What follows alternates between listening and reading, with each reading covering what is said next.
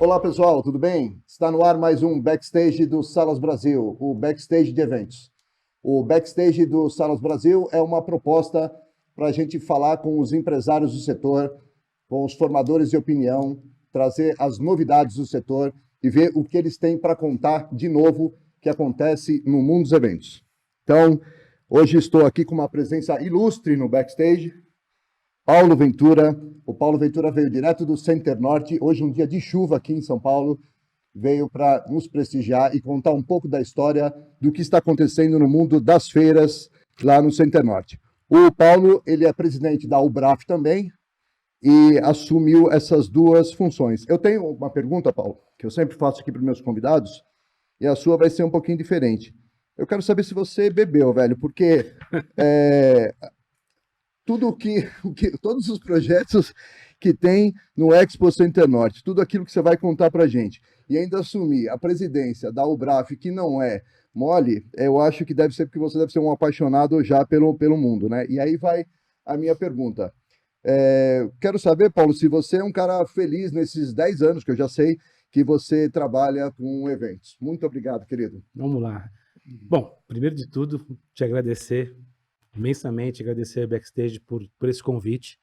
Eu sei que o tempo da gente é curto, mas quando a gente pode dar um pouco de nós, através do que a gente conhece, do nosso conhecimento, eu nunca vou me negar a fazer. Então, primeiro de tudo, realmente agradecer pelo convite. Eu que te agradeço. Agradecer o teu time também por ter feito contato, Alessandra, enfim, porque são coisas que muitas vezes a gente fica querendo se afastar um pouco, de botar um pouco a cara a bater, de botar a cara a tapa, e fica só na base da reclamação.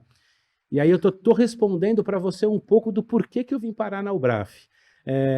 Primeiro que eu sou apaixonado, sim, eu estou nesse mundo de feiras há 10 anos, eu venho da área de hotelaria, venho da área de serviço, já com bastante tempo lidando com gente, lidando com pessoas, mas quando eu vim para o Expo Center Norte, eu descobri um mundo mágico. O mundo das feiras é um mundo mágico. É uma transformação muito rápida de um simples galpão, que quem olha de fora e vê ele vazio, aparentemente é um galpão. Um dia antes ali da montagem. E ele tem, assim, características de galpão, tem cara de galpão, parece um galpão, e é feio como um galpão.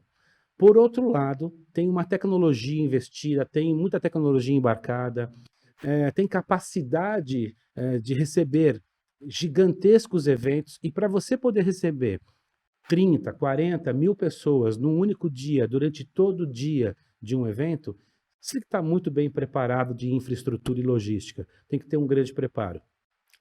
E ali eu acabei aprendendo absolutamente tudo sobre o que é a feira, o que é e como a feira se comporta. E quando nós nos vimos em 2020, eu tinha acabado de voltar da Alemanha e da Itália, estava lá em Milão, estava já estourado a questão da Covid, e eu venho para São Paulo. Bandão. Total. 2019. Nós íamos decolar, ia voar. Quando começa março, dia 13 de março, o próximo do dia 13, entre 13 e 15, veio uma notificação, o prefeito à época, o Bruno Covas, proibindo o encontro de pessoas. Nós estávamos com uma feira montada um dia e meio antes da abertura. Que feira que era, você lembra? Era a Bradilan, era a associação Abradilan. A feira Você não vai esquecer nunca, né? A Jamais. gente não esquece disso, não esquece de 11 de que nem setembro. 11 de setembro, exatamente. E ali... Só para te dizer que você adiantou uma pauta em 4 vezes aqui, porque a pandemia, a gente ia falar aqui embaixo. É que a pandemia me levou para o UBRAF. Só isso. Quem me levou para o UBRAF foi a pandemia. Continua, que agora eu quero saber tudo. A pandemia, eu me vi com 300 pessoas que dependem direta e indiretamente do negócio feira no Expo Center Norte. Eu não sabia o que eu ia fazer com essas pessoas, eu não sabia se eu dava férias, eu não sabia se eu demitia, o que eu fazia. E eu procurei manter absolutamente todos os que estavam debaixo do nosso guarda-chuva. E eu não me conformava com o fato de não poder executar um simples trabalhar. Eu precisava trabalhar, eu precisava colocar as pessoas para trabalharem. Mal sabia você que você ia ficar 18 meses Pois é, mas Sei lá se é assim, 18 meses, mas acho que nós tivemos um intervalo, nós tivemos uma pequena abertura ainda em 20, no mês de outubro, fizemos é. algumas feiras. Sim, foi. Foi uma luta conseguir aquilo, É. depois fechou novamente, tudo bem, Mas depois foi ruim, reabrimos né? em Foi agosto. ruim, foi? Cara, foi ruim, mas pensa bem, imagina se não tivéssemos feito nada, nós íamos ficar literalmente os 18 meses fechados. É que nós fomos brigar, botamos a cara para bater.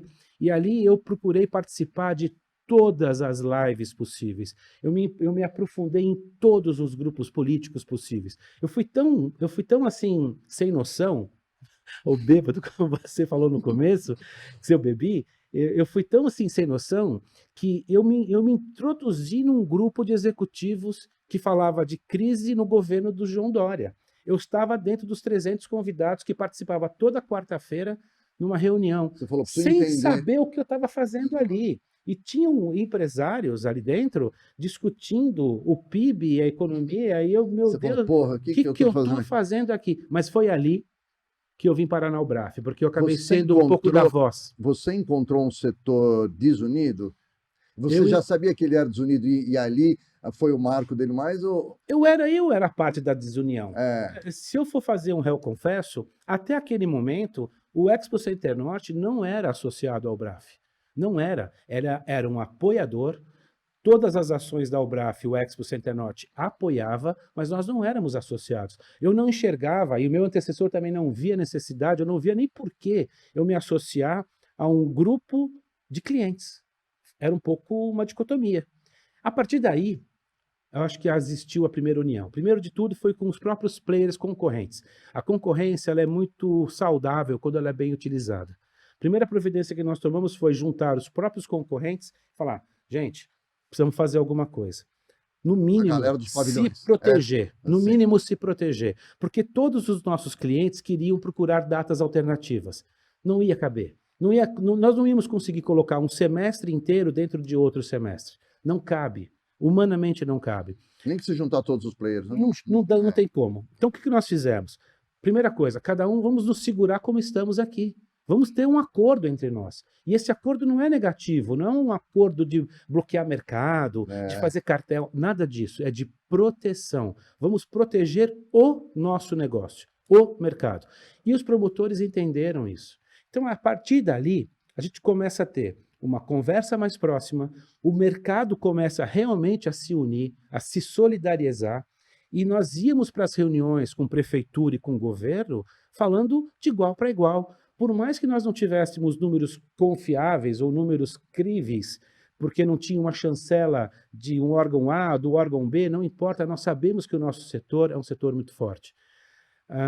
E nós estávamos mas fragilizados. isso doeu, né, cara? Você não ter Doeu, os doeu. números ali na frente, né? Vou te dizer uma Puta coisa, o merda. que mais doeu foi ver muita gente que não tinha um emprego formal, não fazia parte, então, daquele recebimento de grana Carteira do assinada, governo, pegando. não tinha aquilo, e a gente via que era uma dificuldade terrível. Então, uma das primeiras vezes que nós tivemos uma ação conjunta, nós juntamos tanto promotor quanto pavilhões, e nós fizemos distribuição de cestas básicas para as equipes de montadores, sem fazer alarde, tá? Sem fazer mídia, sem fazer marketing. O objetivo era realmente Ajudar. atender uma demanda. E quando você vai fazer uma entrega de cesta básica, o cara vira e fala para você assim: pô, seu Paulo, bacana que vocês estão fazendo, mas eu queria trabalhar. Eu queria estar aqui montando feira, eu queria estar aqui montando stand.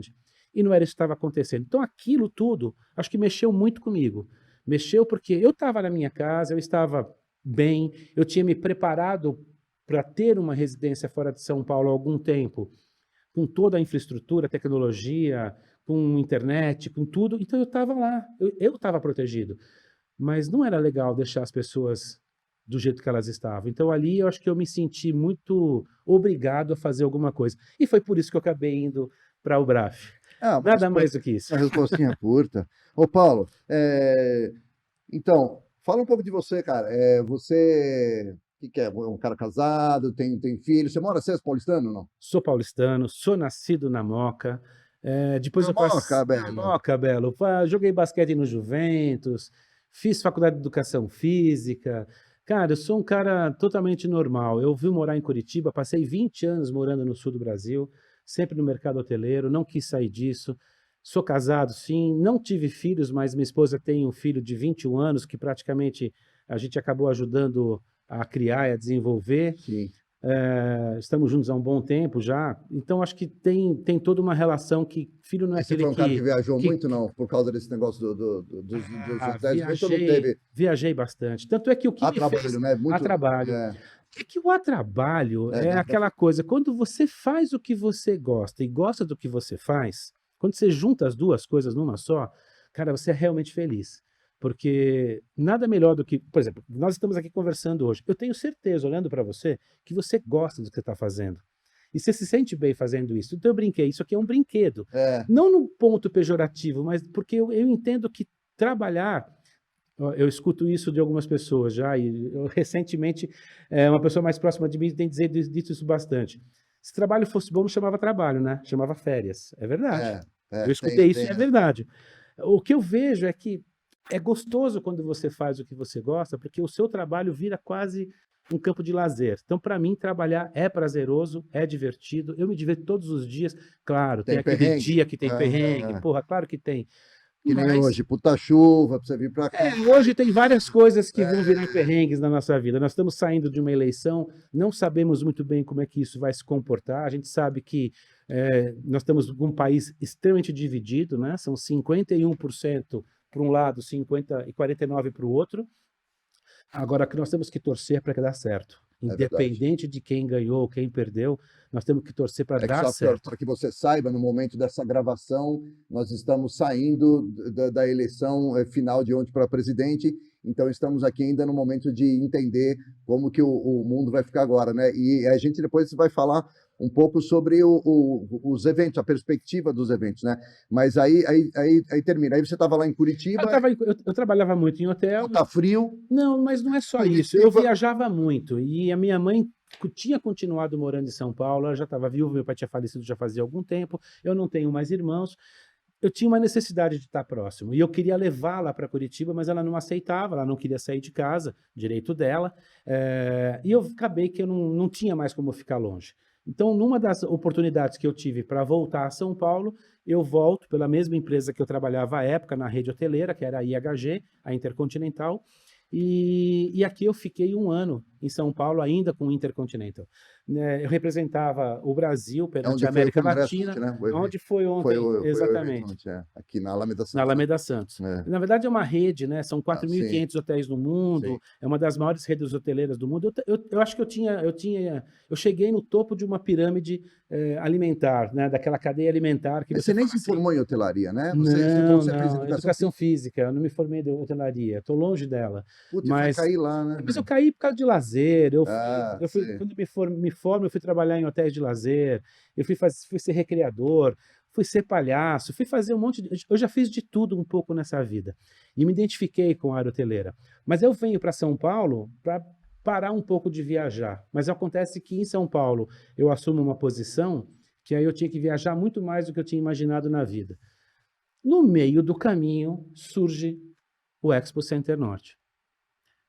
E aí, cara, é uma coisa completamente diferente, porque existem vários preconceitos de localização. Center Norte, puxa, fica na Zona Norte, onde toda a relação trabalho profissional estava na Zona Sul. Será? Será? Não será? Eu acabei aceitando um desafio aos 47 anos para mudar de carreira. Então era como se eu tivesse pego toda a minha vida hoteleira, posto no armário, deixei lá guardado na prateleira. E vai se reinventar. Você tinha 47 na época? 47. Hoje, com 57, são 10 anos. Agora, dia 5 de novembro, são 10 anos de Expo Center Norte. Putz, você é mais velho que eu, cara. Você tem um ano a mais que eu. Por quê? Porque eu tenho 56. Pois é. Isso é ótimo. Estamos ali, somos meninos. Tiozinho, 2 tiozinhos. E aí eu sei que deixo de viajar, venho para o Center Norte e que prazer, que delícia conhecer esse mundo, que delícia conhecer as pessoas que hoje eu convivo, que delícia trabalhar num grupo familiar tão gostoso, tão legal. A família Baumgart é uma família especial, e eu aqui não preciso fazer mais. Acho que depois de 10 anos a gente não precisa fazer mais Média. nenhuma média, né? É. É porque realmente eles são especiais. Eu tenho um prazer gigantesco de trabalhar onde eu Que trabalho geração hoje. dos Balgartes que tá? Nós estamos agora na safra da segunda para a terceira, né? Na verdade, a segunda geração, ela deixa de estar à frente dos negócios em 2012, e aí a terceira geração assume 2012 para... Foi exatamente quando eu chego. Eu vim para essa transição, eu faço parte dessa transição da segunda para a terceira geração, colaborando para que isso acontecesse de alguma forma. Quantos anos tem o CEO que está à frente hoje? Tem isso? Hoje, não, tem a sua idade, tem 56 anos, Tá. que é o meu chefe direto, hoje é o CEO da Cidade Center Norte, que corresponde aos negócios como o Shopping Center Norte, o Expo Center Norte, o Lar Center e o Novo Hotel. E nós A agora, holding chama Cidade a Centenária. holding é Grupo Baumgart. Grupo bom. Existe uma grande holding chamada Grupo Baumgart e tem 3 negócios bem claros. Um deles são fazendas agropecuária, fazendas reunidas, fica no Rio Verde de Goiás. Tem a Veda City, que é hipermeabilizantes, acho que é a marca mais conhecida. Sim. Ela vira, é como Bic, é como Gillette, né? Vira o nome do Virou produto. sinônimo, né? E a Cidade Center Norte, como nós chamamos, que é esse conjunto de 4 empreendimentos numa área de 600 mil metros quadrados. Nós estamos agora em frente crescimento, em obra, saindo com todos os projetos da prateleira, projetos esses que já têm mais de 8 anos sendo executados, sendo pensados, sendo formatado. Um master plan que foi criado em 2015, mais ou menos, para o desenvolvimento imobiliário dessa região. Imagina, a capacidade de construtiva Deve ser daquela capital área... próprio ou financiado? É tudo capital próprio. Capital próprio. Aqui tem uma das grandes sacadas, um dos grandes motivos de Espetacular, sucesso. né? É espetacular. Nós temos negócios que são geradores de caixa. Mesmo durante a pandemia, mesmo parado, o Expo Center Norte ainda conseguiu produzir um pouco de caixa. Então, são negócios muito fortes, muito bem estabelecidos. O Shopping Center Norte não é à toa, é um dos shoppings que mais vende no Brasil. Hoje, o Outback continua há 9 anos consecutivos, se não me falha a memória, sendo o Outback que mais vende no mundo por lugares E eu vou disponíveis. dizer o que eu falei no backstage ali nosso. Eu lembro do Big Mac. O Big Mac mais vendido do mundo era do McDonald's. Por do muito Shopping tempo, por uns Center 10 Norte. anos foi o Big Mac.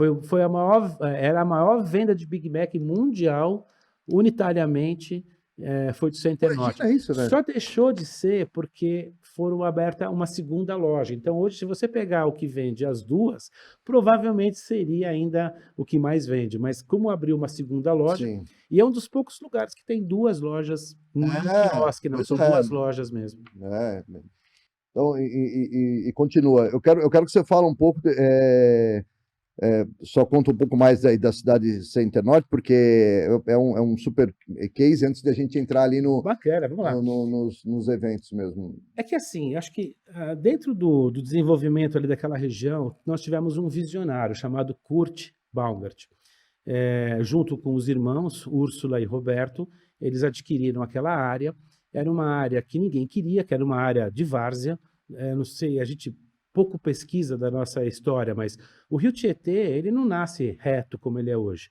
Na década de 40 ele foi retificado, mas ele era um rio sinuoso, como todo rio deve ser. E o rio, quando ele enche, a tendência é que nas suas laterais, as margens esquerda e direita, aquilo encha d'água, transborda, sai da calha e depois volta. Então, essas áreas são chamadas de área de várzea, que é onde o rio vai e volta, e assim por diante. Então, era uma área que ninguém queria, era uma área que era meio desprezada. E esses caras tiveram grande sacada de comprar essas áreas todas, foram adquirindo pedaços e mais pedaços, hoje são esses 600 mil metros quadrados, aterraram absolutamente tudo aquilo, fizeram aquilo existir, então falam que ele teve sorte, né? Realmente, engraçado, né? Todo mundo que levanta cedo para trabalhar tem sorte, a gente precisa analisar essa sorte. E eles fizeram então todo subiram esse terreno, né? Aterraram tudo e lá começaram o primeiro empreendimento, que foi o Shopping Center Norte.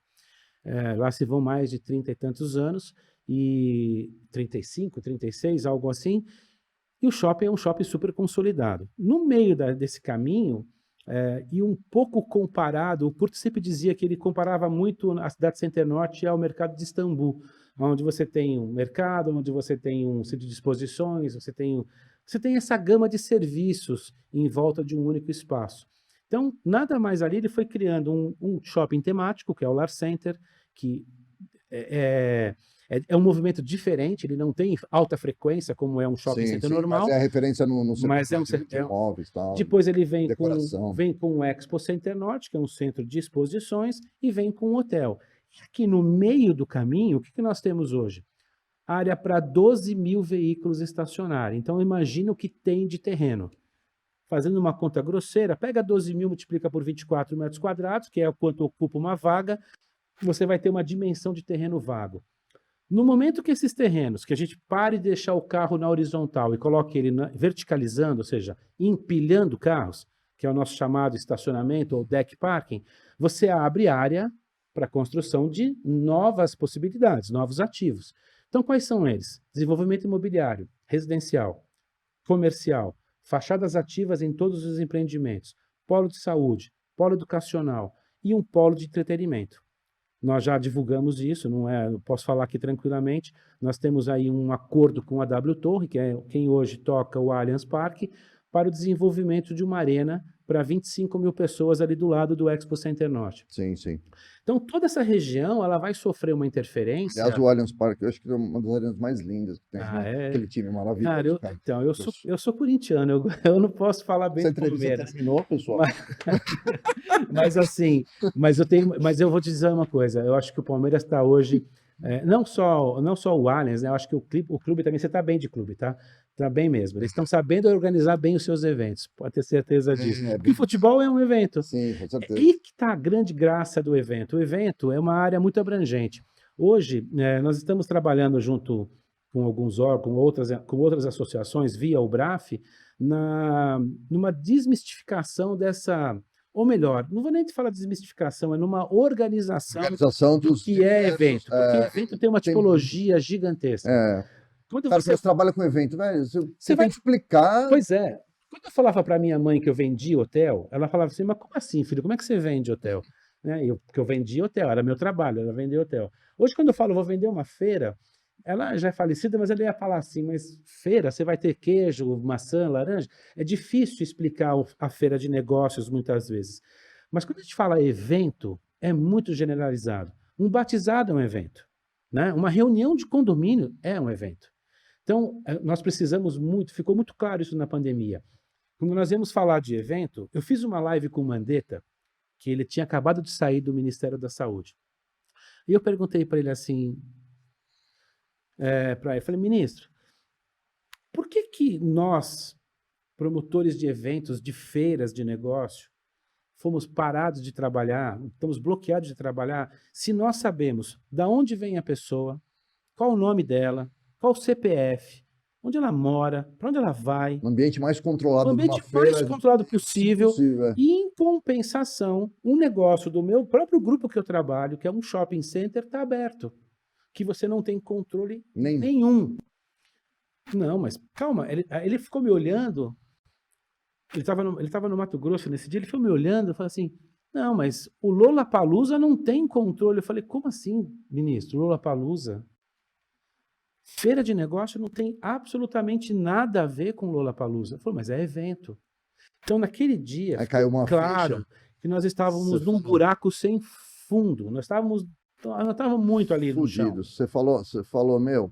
Acabou para nós. Acabou, porque, cara, até eu explicar que focinho de porco não é tomada, vai passar 2 anos e não morrer de fome. E era o que estava acontecendo. E aí nós começamos, naquele momento, a trabalhar protocolos e trabalhar categorização.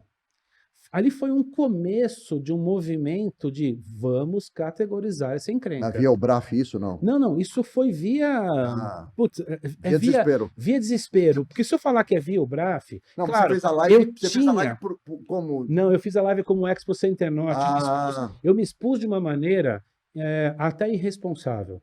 Porque quando se criou esse mantra que o shopping está aberto, eu estava jogando contra o meu patrimônio. Era arriscado, era Só arriscado. que uma coisa que é legal de trabalhar numa família, num grupo bacana, porque nenhum deles veio me recriminar, vieram me criticar, porque eles sabiam que eu não estava ali para prejudicar um, ou prejudicar A, ou prejudicar B. Eu estava ali Os pensando caras se no bem de apoiaram, né? todos. Se apoiaram. O Podia dar tempo- uma merda? Podia. Podia. E eu fui inconsequente de fazer aquilo. Mas era tamanho o desespero que eu tinha, quando eu olhava para trás, eu tinha 300 famílias diretamente ligadas a mim, dependendo daquele negócio, e fora os mais de 5.000 famílias, no mínimo, que dependiam indiretamente daquele negócio. Uma feira como a APAS, por exemplo, movimenta 5.000 pessoas num dia de montagem. Você tem ideia do que são 5.000 pessoas trabalhando num único espaço, de repente, do nada, acabou? Então, mas ali quem decidia, ou quem tinha que dar uma canetada, talvez, de repente não sabia nem com quem Não. estava falando. Eu E quero... é por isso que nós pingávamos de um para outro. A gente pingava do setor de turismo, ia para a economia, vinha para o planejamento, vinha para a saúde. Aí o único lugar que não nos atendeu, nem via o BRAF, nem via a Center Norte, nem via nada, foi a Secretaria de Saúde de São Paulo. E eu sei que eu estou falando uma coisa aqui que é pesada, mas assim, foi o único momento que eu me senti frustrado, porque eu tentei marcar algumas reuniões, infelizmente, não fomos atendidos pela Covisa. A Covisa que era responsável pela liberação ou não, porque tudo que se acontecia na cidade dependia dos técnicos da Covisa. E ninguém queria fazer nenhuma atrocidade, ninguém queria fazer nenhuma loucura. Os caras deram as costas ou eles estavam perdidos? Não, eu acho que eles estavam entendendo que eles estavam com. Eu consigo entender o medo, eu consigo entender o receio. A responsabilidade de você tomar algumas atitudes, de novo, pela falta de categorização, seria cair na vala comum. Ah, liberou feira, libera todo evento. Então vai liberar formatura, vai liberar. Então, ninguém estava pedindo para liberar o pavilhão a trabalhar, era segmento de mercado a trabalhar. Mas era impossível alguém conseguir entender naquele momento o que ele estava querendo dizer. Até porque não tinha um manual de como as coisas são feitas. Hoje já é diferente. Já estamos com essa categorização tecnicamente andada via NR, via norma técnica, e aqui é um agradecimento muito especial ao Paulo Passos, da Abrace, que tem abraçado essa causa, trabalhado muito fortemente para a criação dessa NR virar lei. E aqui o Rodrigo Goulart, que é o nosso vereador mais próximo hoje aqui em São Paulo, tem trabalhado conosco para e passo para que isso realmente vire uma lei, até porque para políticas públicas, se a gente for pedir políticas públicas para de eventos, por que você vai chegar num político e vai dizer assim, ó, aprova uma legislação aqui para mim? O cara não tem ideia de qual é o tamanho dessa abrangência, que é o que acontece hoje com a Perse, que aqui eu tenho que também, de novo, enaltecer o trabalho do Doreni e da Abrap, que foi, junto com a Fátima Facuri, com o Rio de Janeiro, com a BEOC e com mais outras pessoas, foram através de um deputado federal, conseguiram essa abertura, votaram o Perse, o governo, o presidente na época não apoiou, voltou para trás. Aí, infelizmente, aquela história acaba entrando um monte de outros setores no meio do caminho que nem deveriam estar lá, mas o PERSE foi aprovado e hoje nós temos a oportunidade de recuperar esses 2 anos perdidos nos próximos 5, esse que já passou e mais 4. Mas é uma dificuldade criar uma política pública quando você não tem claramente para quem que você está dando aquela política. Você não tem claramente qual é o mercado. Você não sabe. Então, nos dias de hoje, em virtude de toda essa confusão da pandemia, o nosso trabalho junto, agora falando um pouco mais de UBRAF, é de organizar o segmento, organizar o setor como um todo, para que nós voltássemos a ser vistos, saíssemos desse mundo escuro, de não ser Fazer a lição de casa, de né, ficar cara? invisível. É uma lição de casa que tinha que ser feita. Acelerou na pandemia, né? Você não acha? Acelerou, não, ela simplesmente aconteceu. Porque ela não existia, né?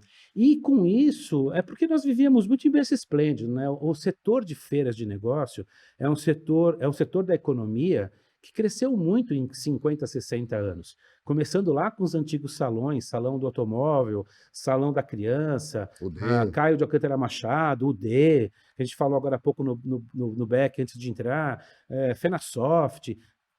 Os eventos eram gigantes e grandiosos. Então, esse mercado de feiras de negócio, ele é muito pujante, ele é muito grande, ele fomenta o mercado. A feira é o indutor do mercado. A feira de negócios induz o turismo. A hotelaria está cheia em São Paulo.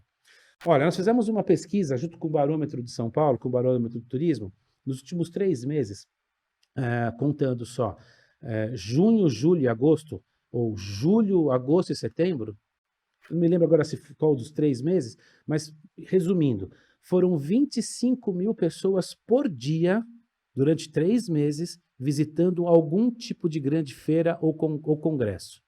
É, 25 mil pessoas por dia apenas em São Paulo. Se a gente fizer isso por 3 meses, multiplicar por 4, grosseiramente falando, nós vamos chegar quase à população da cidade. É como se nós disséssemos que a cidade de São Paulo, como um todo, durante um ano, ela visita uma feira ou um congresso em São Paulo. É muita gente. Muita gente. Isso está onde? Isso está na hotelaria, isso reflete no táxi, isso reflete no restaurante, isso reflete no vestuário, no shopping. Isso reflete na economia da cidade. Um detalhe: é um dinheiro novo que entra na cidade, é um dinheiro que vem de fora, não tem captação a não ser o fomento através do marketing. do próprio marketing, do próprio evento, né? É uma economia limpa, não é economia poluidora. Ah, mas as pessoas que vêm até o evento deixam a pegada de carbono. Espera aí. Quando você tem um vendedor visitando 400 clientes, ele viaja 400 vezes no ano para viajar aos seus clientes. Se você pega 400 vendedores para fazer o mesmo trabalho, multiplica tudo isso. Numa feira, é muito estão mais todos no mesmo otimizado, lugar. sem Então, dúvida. diminui a carga de carbono que você coloca na natureza. Então, você está realmente trabalhando em cima de uma trilha ESG. Então, feira, congresso, eventos em geral, é uma das melhores economias que um país ou que uma cidade pode ter.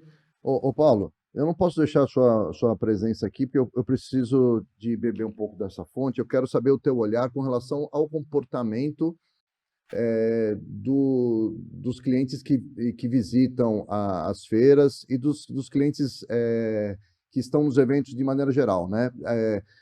Tanto no sentido de pós-pandemia, quanto nesse momento que a gente está vivendo das transformações digitais, né? O momento em que os eventos deixam de ser só presenciais, passam a ser híbridos. A gente passou por um tempo onde os eventos ficaram muito tempo só digitais e agora a coisa ficou melhor no meu modo de ver, né? E eu escutei algumas pessoas aqui no backstage falar de que o cliente está um pouco diferente, né?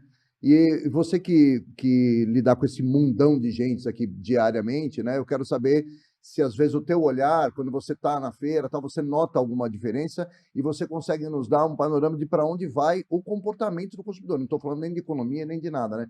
O comportamento do cliente, do expositor, né? Do visitante, do comprador, tal, né? Tá mudando alguma coisa, tal? Agora vamos lá, agora vamos botar a bola de cristal para funcionar. Bola de cristal é no próximo. Mas É a vamos Mãe de Ná, no Momento Mãe de Ná, que nós temos aqui o Momento Mãe de Ná. Tá perfeito. Olha só, primeiro, esse ano de 2022, ele é reflexo de 2019 ainda, porque esses negócios que aconteceram este ano são negócios comercializados em 2019. As feiras e os congressos, eles têm uma antecipalidade muito grande. Tudo é antecipado. É no mínimo um ano, no mínimo, Mínimo. para você poder colocar um evento em pé. Então, geralmente são eventos recorrentes, as feiras são recorrentes, congressos, eles às vezes têm outro tipo de recorrência, e então tudo isso foi negociado lá em 2019 para ser entregue em 20, e não foi. Então isso vem sendo repactuado de 20 para 21, de 21 para 22. Nós tomamos a iniciativa no Expo Center Norte, e alguns associados do BRAF fizeram o mesmo, de postergar nossos contratos. Então nós usamos a palavra adiar e não cancelar. Foi uma forma de fazer com que a economia continuasse girando, mesmo de forma bem lenta, mas que não parasse a roda. E foi o que acabou acontecendo. Até porque não daria para todo mundo devolver dinheiro para todo mundo. Não faria sentido. Não faria sentido. Não teria como fazer isso. Os dinheiros já Tentou-se. Tentou-se, mas eu acho que logo, rapidamente, se foi percebido que isso ia estourar aí sim, eu acho que ia estourar, ia quebrar a roda. Então, como a roda ficou virando devagarzinho, ela continuou. É como se nós tivéssemos pego lá o paciente e posto ele na UTI para respirar por aparelhos. Ele vai viver. Respiramos por aparelhos durante o... E foi assim. O que acontece é que nessa volta, absolutamente todos os eventos, eu falo não só do Center Norte, eu estou falando aqui pelo que eu vejo dos meus pares. quando eu vou para uma Ubraf e a gente faz um pouco de pesquisa, todos estão muito bem neste ano. Tanto é que a Ubraf tende a terminar o ano com 50 associados, 50, 55 associados, e a gente começa a nossa administração ali com 30, 28 associados. Então nós temos um grande salto nesse ano de 22. Mas por quê? Porque eu sou mais bonito, porque eu sou mais feio? Não. Talvez. Não, são os seus olhos. Mas é muito mais porque a economia está boa, a coisa está andando. Então as feiras tiveram realmente um êxito. Todas as feiras tiveram visitação acima do esperado. Mas tiveram, na sua contramão, um menor número de expositores. Não grande, mas eu calculo que em torno de 10% no geral, pelo menos, teve uma queda do número de expositores. Mas, ao contrário, um número muito maior de visitantes. Aí é aquela máxima que a gente escuta desde quando eu me conheço por gente trabalhando na comercialização de rede hoteleira. Quem não é visto não é lembrado. Ou, vendedor que sai em dia de chuva tem mais sorte. Porque é simples, porque o outro não foi. Então, quando o outro não vai para a feira, quando um expositor deixa de ir para a feira e o seu concorrente foi para o evento, ele vendeu. Ele atendeu o cliente dele e mais o cliente do outro que não foi. É simples, essa conta é matemática e ela não vai falhar. Não vai falhar. Enquanto existir visitante, vai existir feira. Então quer dizer que teve um número maior de visitantes do que se esperava, vamos assim dizer, e um 10% mais ou menos menor de expositor. Que consequência disso se vendeu mais. O que acontece?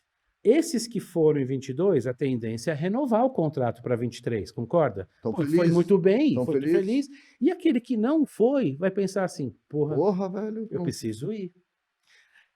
Recente, tivemos um evento agora no Center Norte, um evento de game. Todo mundo conhece, todo mundo sabe. E dentro do mundo game, os players são poucos. Você não tem uma diversidade. Tem. E outra, quem que fabrica console? Quantos são os consoles de jogos de videogame? A gente conta no dedo aqui de uma mão e sabe, não sabe? Muito bem. E tem dois que brigam pelo mercado. Um foi para o evento, o outro não. O que aconteceu? Este que foi, arrebentou. Você não encontra no mercado, no Dia das Crianças não tinha o produto para vender, porque vendeu tudo que tinha. É só a feira? Não, lógico que não. São outras ações, é mercado. Mas, categoricamente, lá dentro, eles nadaram de braçada, porque o concorrente não estava lá. Isso, para mim, é sintoma desse tipo de negócio chamado feira. Como eu disse, a feira... O Paulo Otávio, PO, que é nosso diretor executivo na Ubraf, ele tem usado essa expressão que eu estou gostando pra caramba. A feira é transversal. Não adianta olhar para o mercado feira de negócios como um mercado horizontalizado. Ela é transversal. Ela atua em todos os setores. Quando a gente fala assim, as feiras vão bem. Espera aí, não é as feiras que vão bem. São setores da economia que estão melhores e outros nem tanto. Então, quando você olha para a economia e você fala assim, o mercado têxtil está bem? Não, o mercado têxtil não está bem, porque a concorrência com China é violentamente grande e aviltante, concorda? Sim. O que acontece, então, com as feiras ligadas ao mercado têxtil? Elas estão bem? Não. A FENIT, que era a maior feira do mercado têxtil, acabou. Deixou de existir. Porém, este mercado está se recompondo no sul do Brasil. Temos um promotor que atua no sul do Brasil, que é associado à Ubraf, que tem feito um trabalho excepcional no segmento têxtil, está dando a volta por cima, está comendo pelas beiradas, por quê? Porque o mercado chinês, nós não somos dependentes tanto como a gente imaginava do mercado chinês. Para vocês entenderem, neste ano de 2022, o mercado chinês não participou, não podia sair da China, então não teve nenhum evento no Brasil, e eu acho que no resto do mundo inteiro, com a participação da China. Verdade.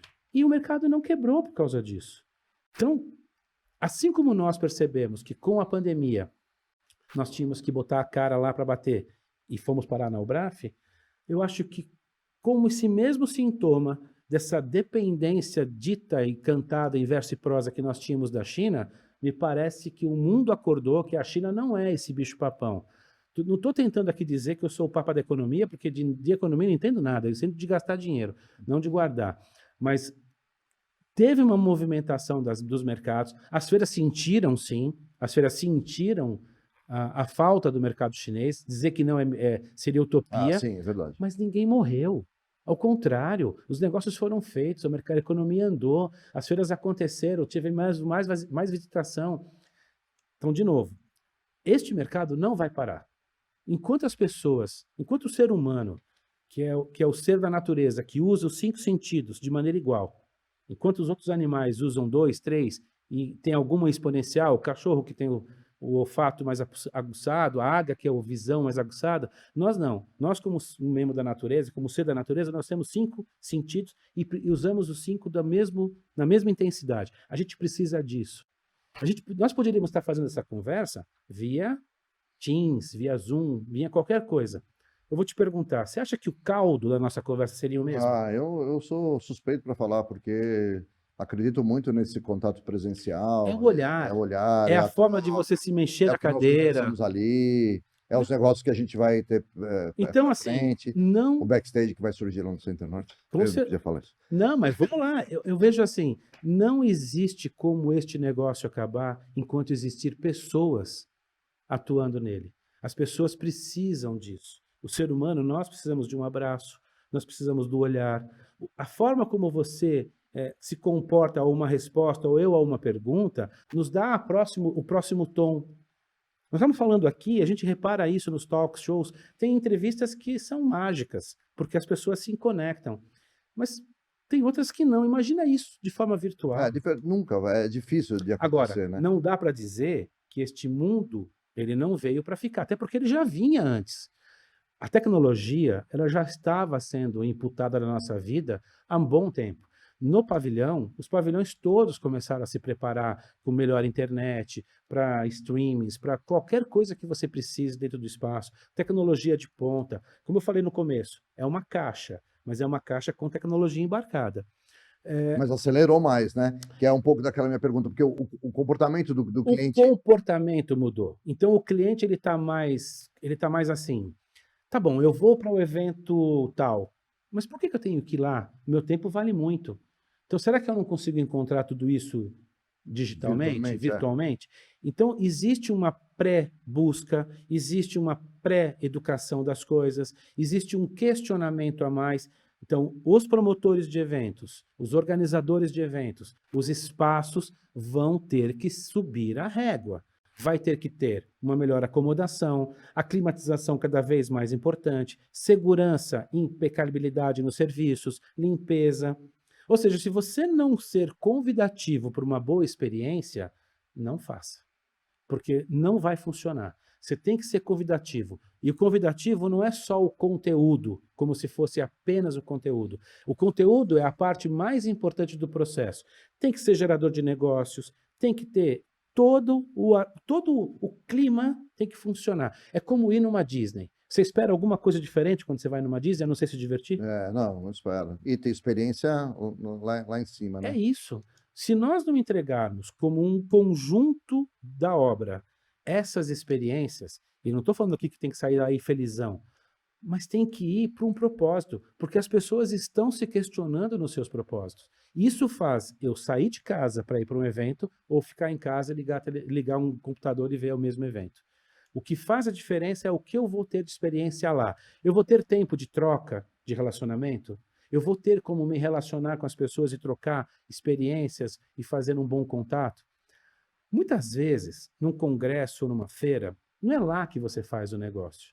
Lá você canaliza o teu potencial para depois você sair durante o ano a trabalhar em Aliás, cima essa é daquilo. a maioria do que acontece, né? Deveria ser assim, mas não é assim que funciona muitas vezes, porque aí é uma coisa Que muito é ruim. imediatismo do quê? Imediatismo do empresário. Muitas vezes ele quer botar, ele mensura. E aqui é uma Que vendeu? é o bottom line, é o PNL daquela operação. Eu participei da feira, gastei R$ 1 milhão.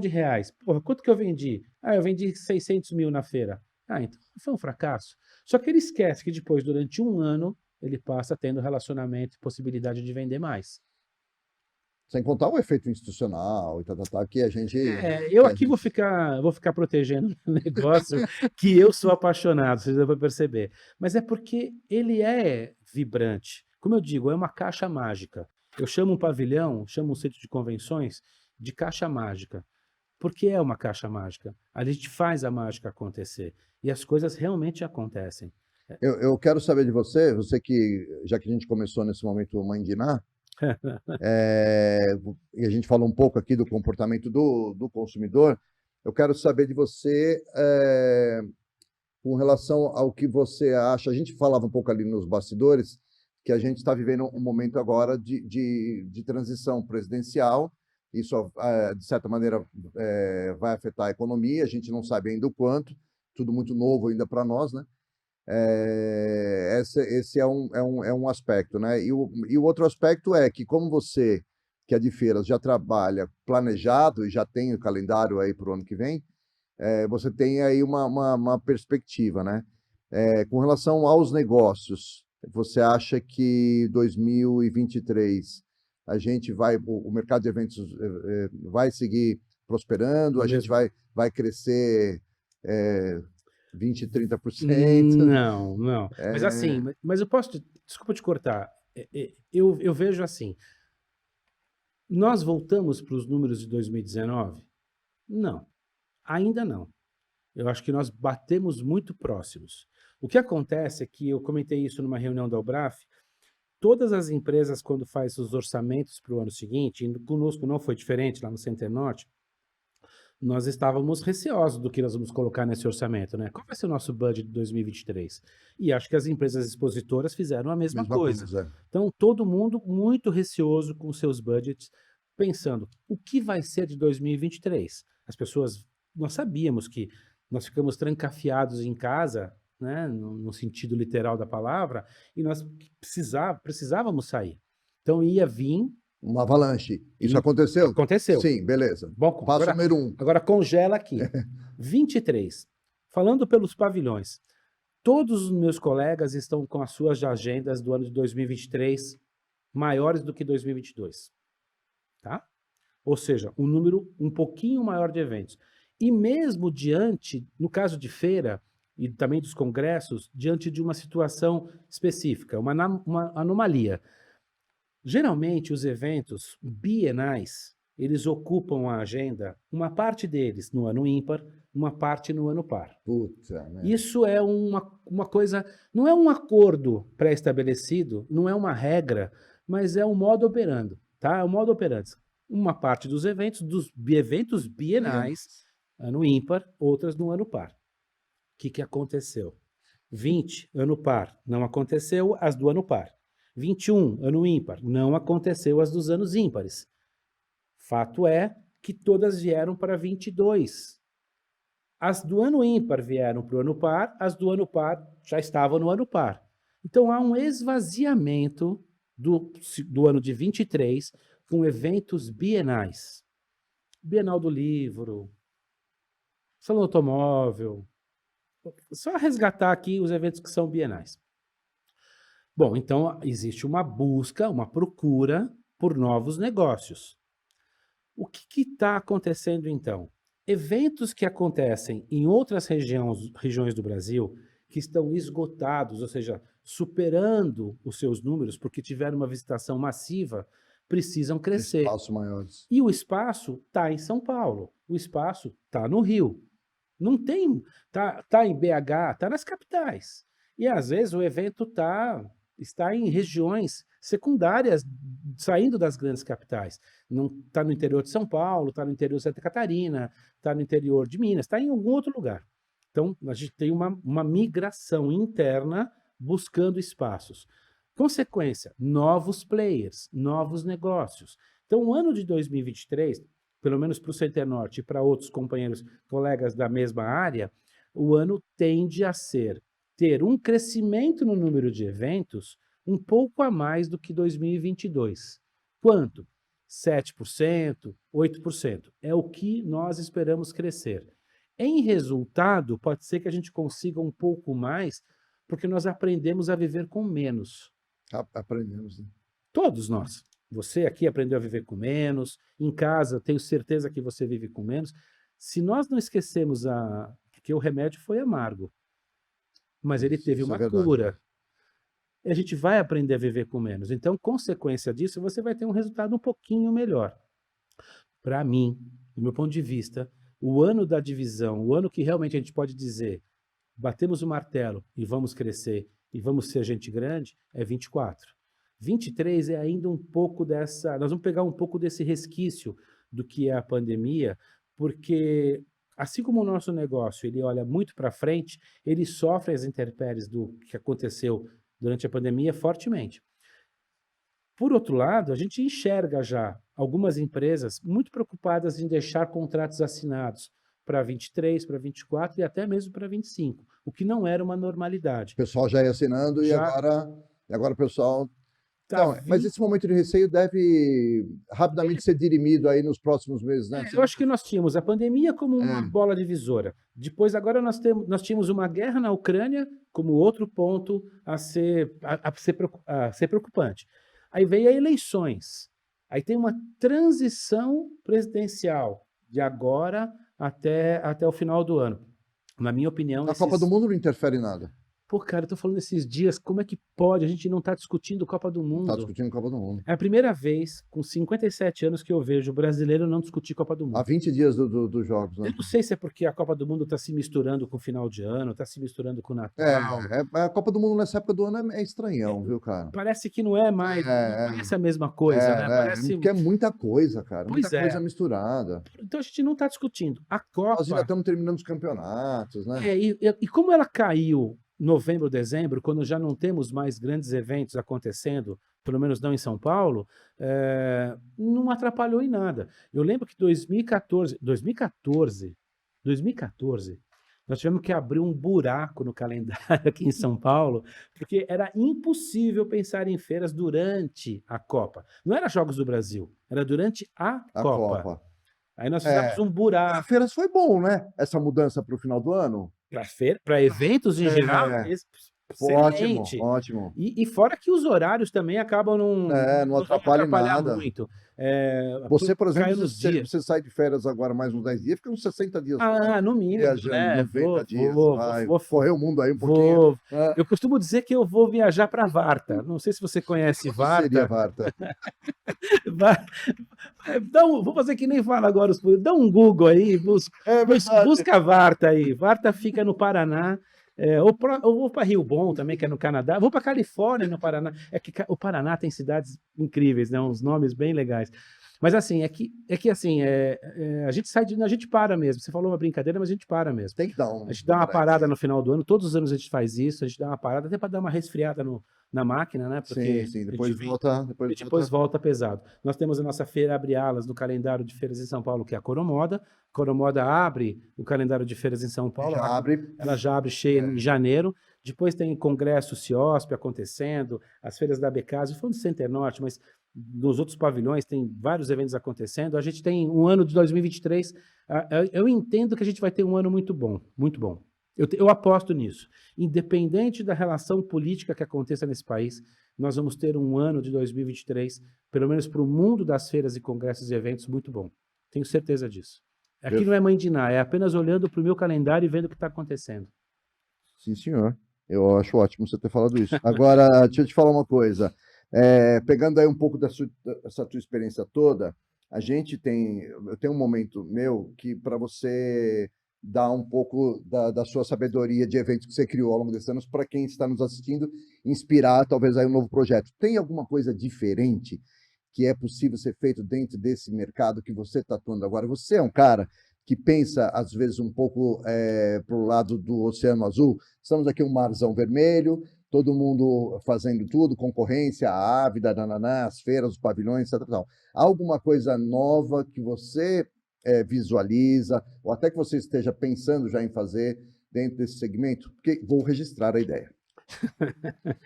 Tem uma frase que eu gosto que diz o seguinte: todos navegam quando o mar está calmo. Então, quando a coisa está tranquila, é fácil botar o barco na água. Até o mais idiota vai conseguir navegar. Quando a coisa está tumultuada, é que aí você separa quem é realmente capitão ou quem é Os homens dos meninos. Mais ou menos isso.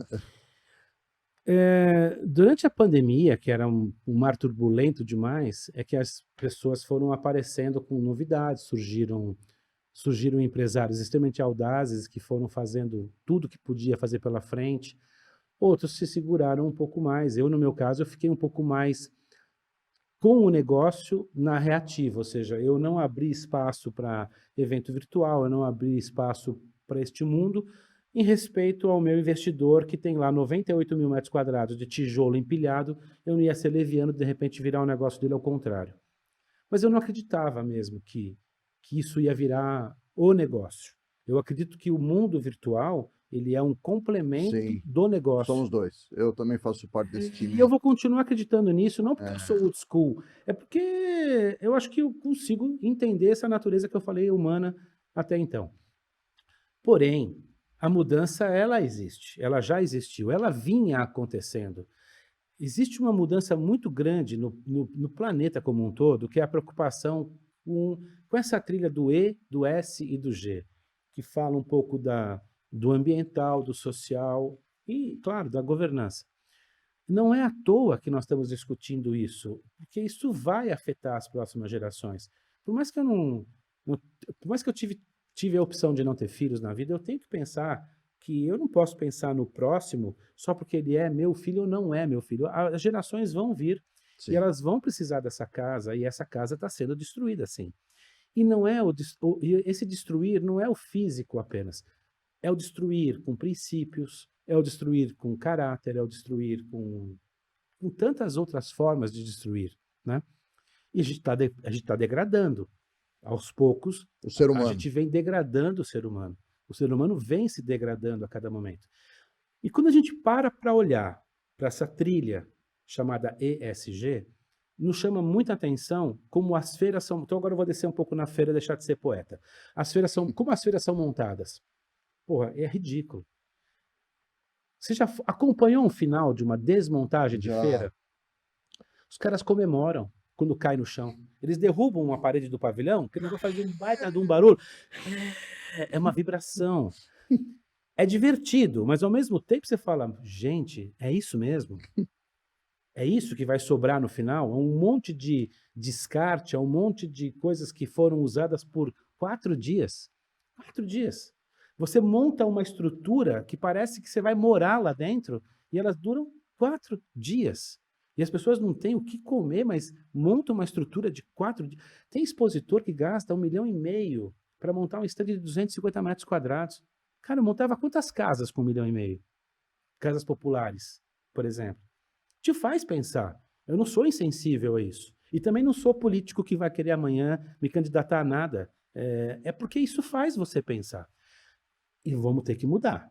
E vai mudar. Eu acho que isso é uma das coisas que mais tende a mudar nos próximos anos. São os métodos construtivos dos estandes como eles são feitos hoje. Nós E temos que parar você tem conversado com os construtores de muito, estandes, muito. eles também estão com Eles também esses. sentem isso, porque, primeiro, a mão de obra. Por que a mão de obra. Por que construir prédio no Brasil ainda é na base do tijolo, da massa e do concreto? Por que construir uma edificação ainda é obra molhada? Não é obra seca como é nos Estados Unidos? Porque a nossa mão de obra é barata. No momento que essa mão de obra comece a ficar mais Qualificar. escassa e vai se qualificando, você vai ter que mudar o perfil. Vai deixar de ser a construção molhada como ela é hoje e vai virar uma obra seca, com ferro, laje protendida, lá, enfim, aquilo que o engenheiro sabe Já como teve um fazer. estudo sobre essa nova. Eu tenho certeza, como eu olhar para o seu estúdio aqui e É, começar a perceber que você tem ali um box, um Q15 fazendo a sua luminária, eu começo a perceber que essa estruturação, que ela monta e desmonta muito rapidamente, isso vai ser algo muito comum nos próximos anos, como já é nos Estados Unidos, como está se tornando na Europa. Cada vez mais essa prática de eu faço desta sala uma montagem, desmonto e aproveito absolutamente tudo e monto de novo. porque eu acho que isso às vezes é uma mola, sabia? Teve uma época que você via algumas feiras simples com octanorme, todo mundo com octanorme falava assim, o que se diferencia que vai ser o produto, né? Aí depois, o que acontece? É coisa do ser humano mesmo. Cara, mas eu quero fazer um negócio diferente, tal, nanana. Daqui a pouco você vai ver os caras nanana, se constrói toda aquela Ó, é história. mais ou menos assim. Como é que começa o processo da montagem? O cliente escolhe um espaço e ele quer um espaço grande próximo ao principal concorrente dele.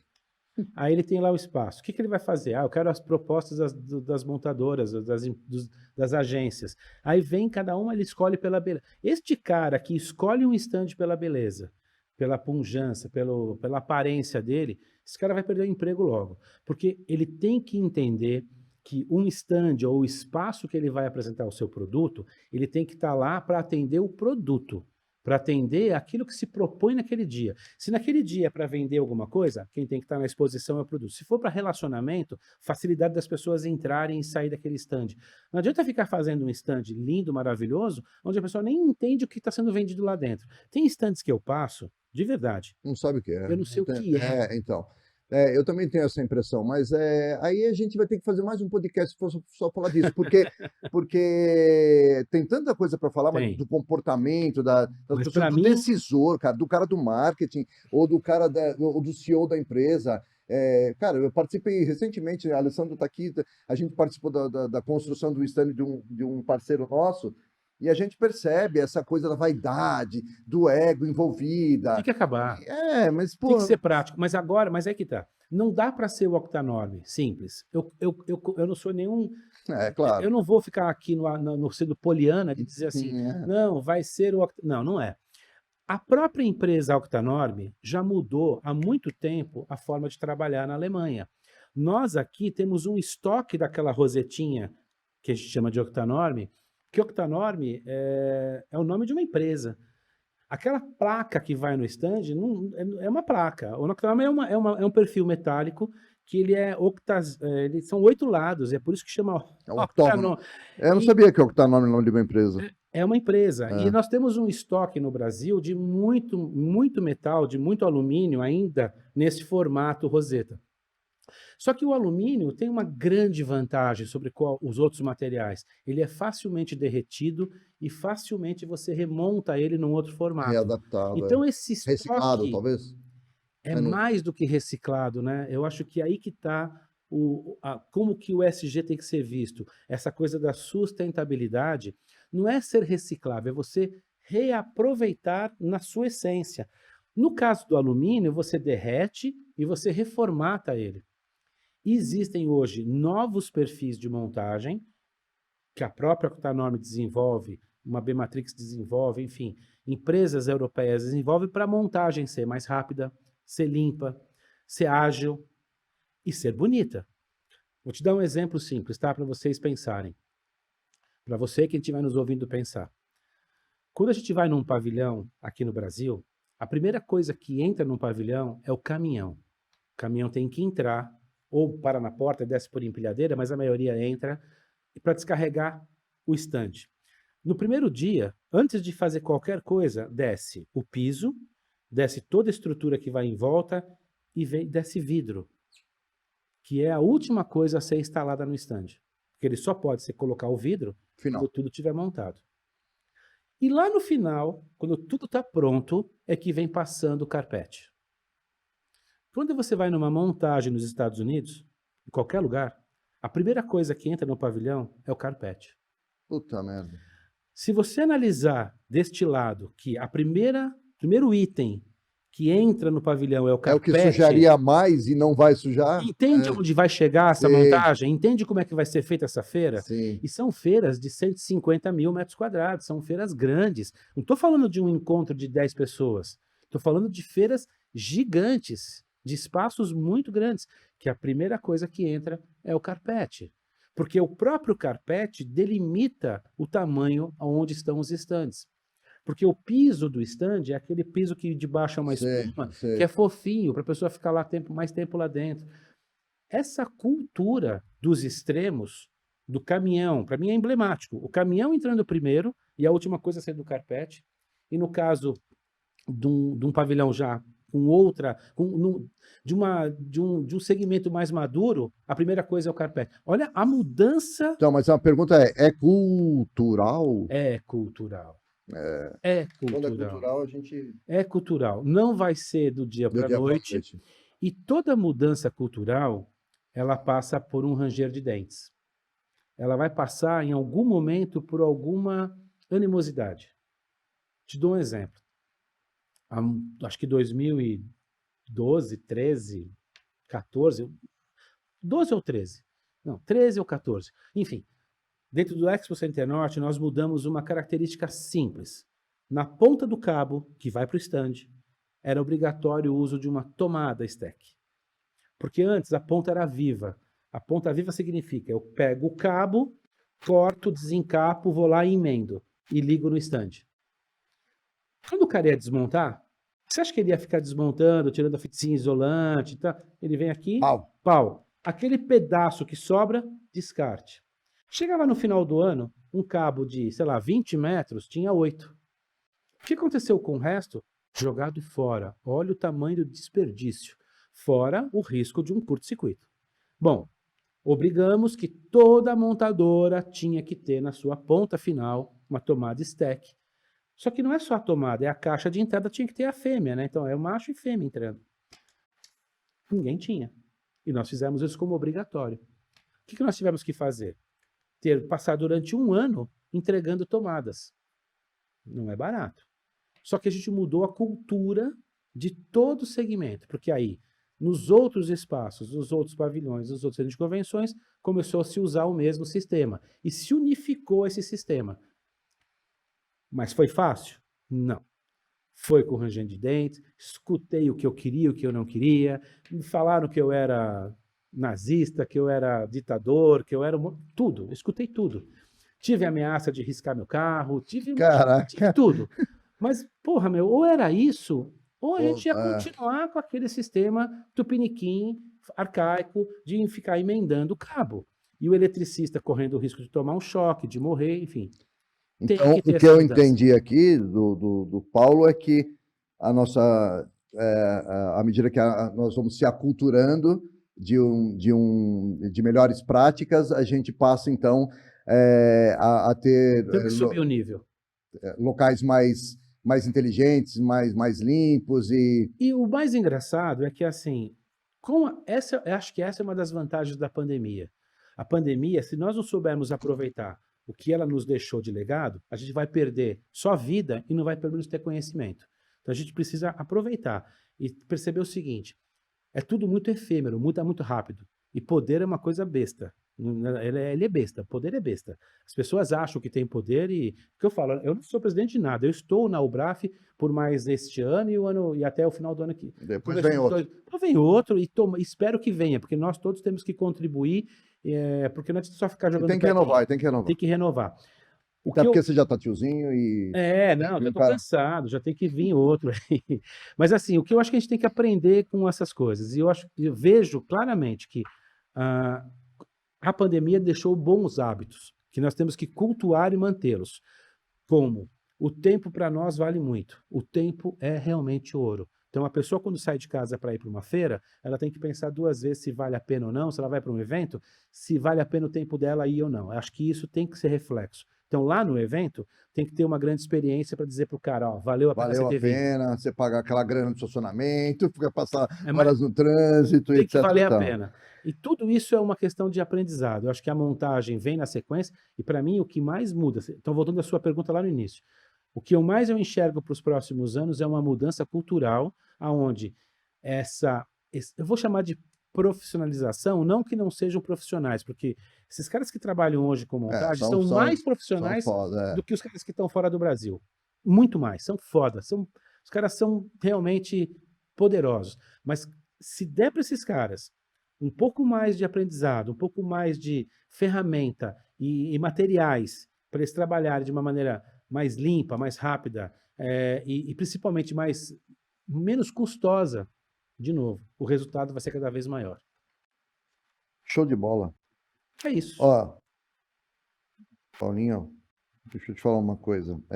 Eu quero de você agora, estamos chegando nos nossos momentos finais do nosso bate-papo, e eu quero uma referência do setor, uma pessoa ou alguém, ou sei lá, quem você quiser ser, o pessoal ou da empresa que tenha te trazido até aqui, uma pessoa que vem na sua cabeça como uma referência para você.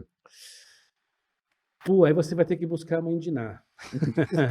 Porque essa referência, infelizmente, ela não está mais entre nós. Já se foi. Já se foi. Foi o cara com quem eu aprendi absolutamente tudo o que eu faço hoje eu aprendi com esse cidadão, que era um cara iluminado, que estava no Center Norte há 20 anos, que era o Sérgio Pasqualin, e infelizmente ele nos deixou em 2016, alguma coisa assim.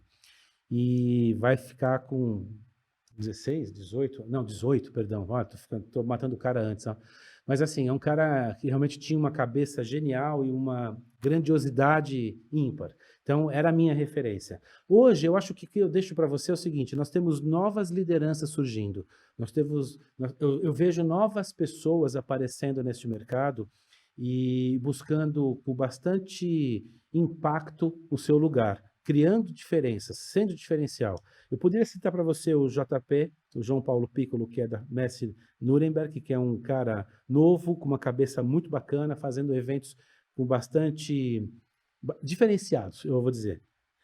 E eu tenho hoje me aproximado muito de uma menina que é menina mesmo, é a Malu Sevieri, que tem feito grandes negócios. Ela é realmente uma pessoa que olha para o mercado de feira de uma forma diferente e como mulher, porque esse é um mercado muito tomado por homens. É muito difícil para a mulher entrar nele. É um mercado machista, tá? Esse mercado de feiras é um mercado duro, é um mercado grosseiro, é um mercado muito rude. E eu acho que a Malu, uma moça nova, inteligente, bonita, por mais que ela tenha um pai que atua nisso há muitos anos, ela faz muito diferente do pai. Então, ela tem uma visão própria, ela tem uma forma própria de fazer, e me agrada muito a maneira como ela vem lidando e vem aparecendo nesse segmento de feiras, como promotor de feira de uma forma bem Diferente. bacana, bem É diferente, diferente. bem diferente. Isso é muito legal, né, cara? Você vê a perspectiva cultural, né? Cultural. Onde a coisa cultural vai Ela deve ter aparecendo. uns 30 e poucos anos, ela realmente é uma menina, mas com o olhar, ela hoje representa no Brasil o Messi Düsseldorf, então ela tem a empresa dela, ela faz as feiras dela, mas ela acompanha e vende o Brasil para fora, e vende as feiras da Alemanha aqui no Brasil. Então, ela tem um olhar muito diferente do que nós marmanjos estamos tendo nesse momento. Ó, uma outra pergunta que eu tenho aqui, eu quero saber o que que é estar no backstage para você, né? Como você se sente tendo falado um pouco? Eu sei que você já é um cara experimentado, já deu bastante entrevistas e tal, mas ter falado um pouco do backstage, do mercado e um pouco do seu backstage, né? Se isso é uma experiência legal, o que que você sentiu Eu estou nessa até conversa? agora suando a mão, eu não vou negar. É, Poucas as vezes eu fiquei nervoso para falar com esse negócio na frente, com luz, câmera. É, é muito bom quando a gente fala de algo que a gente conhece, porque a gente fala com propriedade, porque tem o conhecimento. Mas eu vou te dizer, eu várias vezes fiquei pensando aqui o que eu estava falando, porque é muito difícil você se expor, né? Você tem que saber. misturar um pouco da gente, porque eu percebo assim, às vezes a gente vai falando, etc, tal, mas a gente tenta não se envolver, né? É natural. O podcast, ele traz essa possibilidade, qualquer podcast, eu acho, né? Porque quando você vai ver, você está contando uma coisa sua, você está lembrando uma história antiga, e tá... Você não misturar o profissional com o Mistura emoção, pessoal, né? Mistura, dá uma emoção. agora há pouco, você Eu percebeu. percebi, você ficou emocionado. É porque Porque eu sou muito bonito, cara. Eu acho que é isso. não, eu acho que é assim, é que primeiro que você faz muito bem esse papel. Eu te dou aqui os parabéns, porque você me deixa, e eu acredito que você deixa qualquer entrevistado aqui super à vontade. É que o ambiente, ele é de certa maneira intimista e ele tende a te levar para Para esse, porque aqui do meu lado, a gente não para quem está percebe. vendo só por aí, vendo pela tela, ou ouvindo, tem pessoas aqui do lado, tem outras pessoas aqui. Só que como a luz fica aqui, o clima fica aqui, a gente fica mesmo nesse um a um. E eu me senti assim muito bem de poder conversar e de poder Show de passar, bola, eu também, tentar cara. passar aqui para você algumas informações, algumas dicas. Você é ótimo. Eu Eu acho que achei. quem está aí pensando em investir nesse segmento, Pera, é a última pergunta, ah, você é não se essa? importa? Ah, vamos lá. Então, mais uma pergunta, Paulo. Agora, é sério.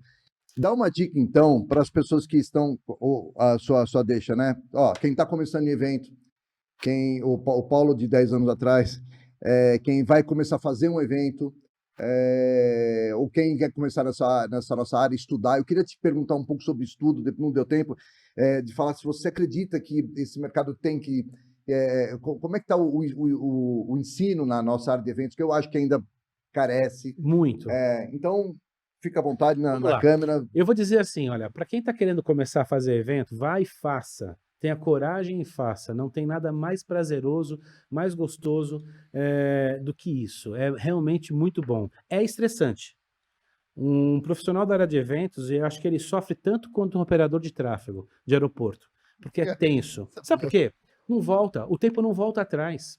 O tempo não volta atrás. Um evento de um dia tem que acontecer naquele dia, naquela hora, naquele minuto. Tem que acontecer. De um jeito ou de outro. De um jeito ou de outro tem que ir. Imagina você chegar aqui, você marca comigo para uma entrevista às 10 horas da manhã. Chega aqui, não funciona a câmera, não funciona o som, a luz não acende. O que vai acontecer? Perdeu. Então, o evento não volta atrás.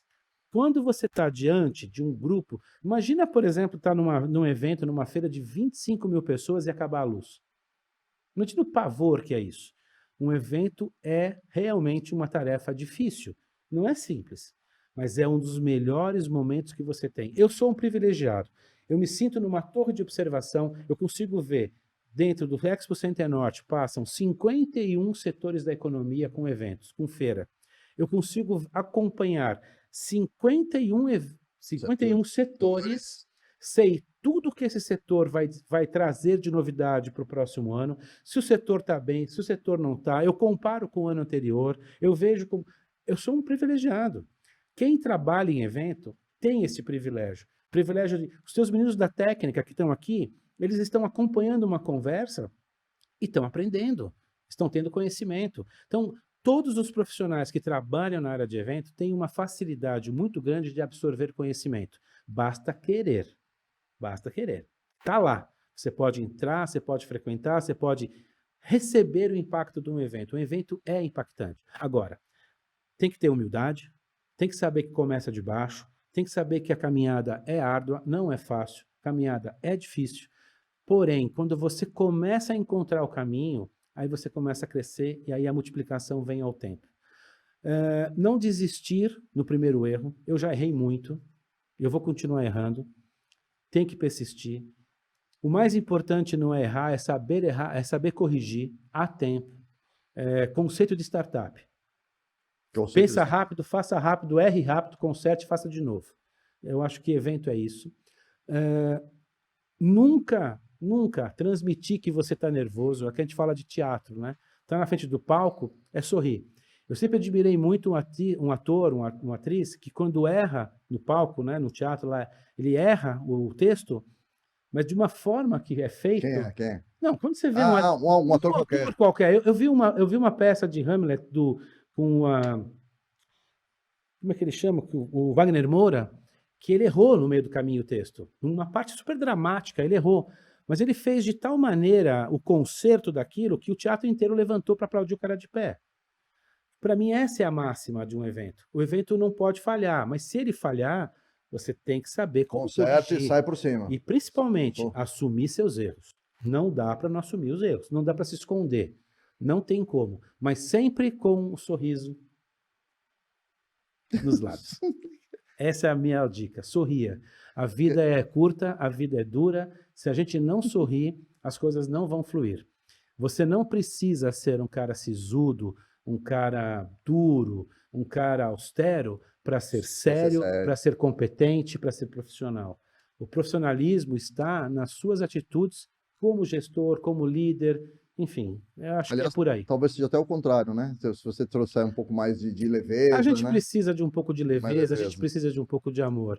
Nós estamos vivendo um país muito dividido, não querendo falar de política, mas um país muito dividido nos extremos. Eu acho que nem é bom para um lado e nem é bom para o outro. De novo, se me perguntava, mas você gosta do Bolsonaro? Não. Você gosta do Lula? Não. Eu gosto do meu país, eu gosto de mim, eu gosto da minha família, eu gosto das coisas que me cercam.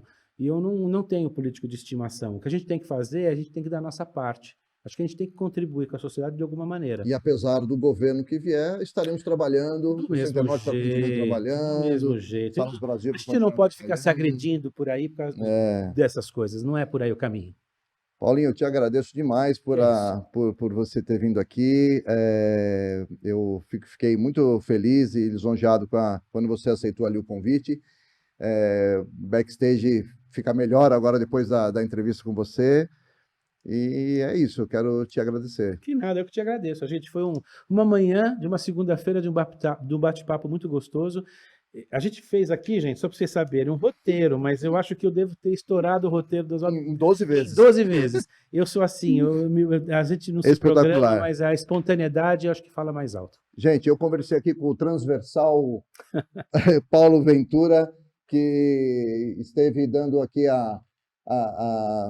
várias dicas para o nosso setor, contou histórias deliciosas. Eu espero que você aproveite, possa passear pelos pavilhões do Center Norte, conhecer um pouco as feiras do que nós estamos falando, que não é o mundo, e acho que é sempre interessante estarmos ligados no que tem de melhor acontecendo no mercado. Eu agradeço, espero que você assista essa nossa entrevista e as outras todas que estão nas nossas plataformas do Spotify e também do YouTube. Muito obrigado pela sua presença e até a próxima. Valeu, gente. Obrigado.